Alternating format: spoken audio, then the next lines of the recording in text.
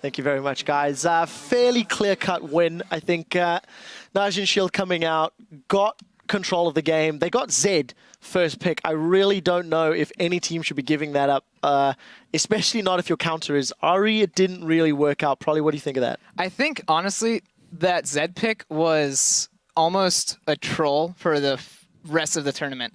I don't think that's a Goong champion. He seemed really kind of shaky on it. He even started Doran Shield, which in the matchup Zed versus Ahri, you don't want to start Doran Shield. You can actually get an advantage after you survive level 1 and level 2 with Zed and start poking them out. So taking like longsword 3 pots actually accentuates that kind of like lead that you need to get to. Something that was highlight worthy though was like them picking away Kale from Save, because that was by far like his best champion, like most amount of wins. I think he's like, we looked up the stats, he's 4-1 on it. He has like nearly a 12 KDA almost. So you either need to ban Kale away from him or probably just pick it away from him. But then again, why if you pick Kale away and you've never played it in like your career, he will know that matchup in and out. Like he'll just get pushed when he has to. The jungler is ready for counter ganks. And I feel like KaBuM missed on an opportunity to dive the Rise in top lane as well. It's actually kind of funny. The NaJin White Shield that played in regionals did a Kale Ahri comp, and KaBuM does Kale Ahri versus them. So I think they, in a way, copied the comp, but noticed, hey, Kale works pretty well with Ahri. Hey, we can pick Ahri into Zed, and they kind of just went off of that.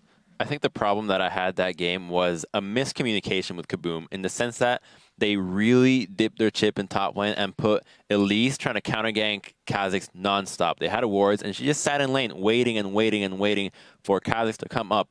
But at the same time, you had Ahri push in Zed and not harass him in mid lane. She'd back off, expecting Kha'Zix to go middle as well. So you're expecting him to go top and counter gank it, but you're not pressuring mid because you're also expecting him to go middle. Like, this guy's human too. He can't literally gank top and mid at the same time. It felt like NaJin Shield just had a better idea of how to run the comp. They played out the map particularly well. I want to go back to the laning phase because I felt if you looked at Gorilla's Thresh and you contrasted it to Moore's Thresh in the first 5 to 10 minutes, it is day and night. Let's pull the replay up. And Crepo, I want you and Doublelift to talk me through some of the plays and just how they asserted their lane dominance. So yeah, like I wanted to really highlight how White Shield went. We can roll the clip already right now. So what you see is like blue side is leashing and red side is not. So like KaBuM is not leashing while White Shield is. That means by default, by bot lane logic, if both are ranged AD carry and ranged support, KaBuM should win this. They don't though. Like they lose the push. Look at these creeps.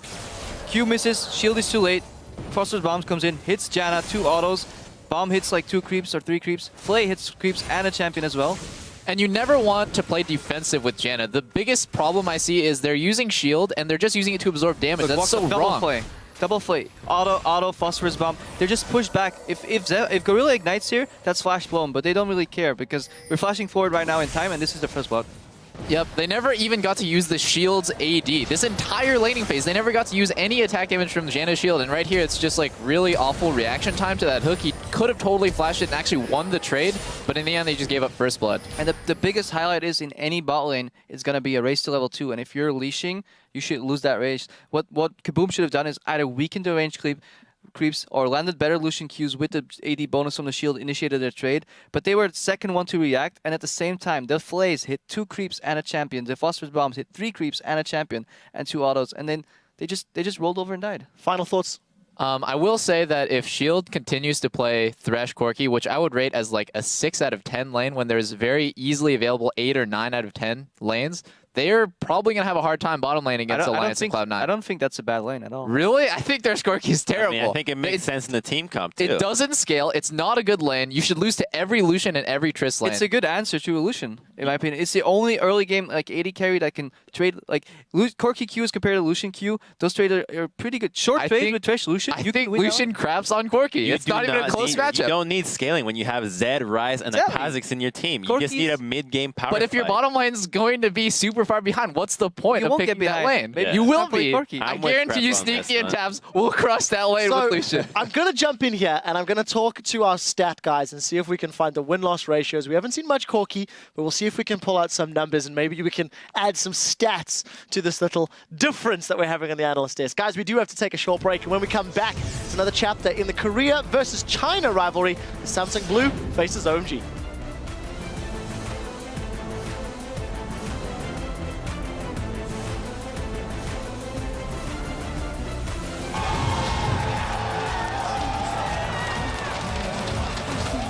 Okay, here goes dive. Oh, dive on the tower. KaBuM, is he going to have enough? That's the question. And they're going to clean up 2 towers on this one. The hook on left, followed through. Gorilla goes in. Intervention. Is it going to be enough to save the day? I don't think it is. Intervention not available quick enough there. The rest of KaBuM caught out. In they go. The inhib will surely follow. In the mid lane, Save is pushing up with the super minions. That's the hook that counts.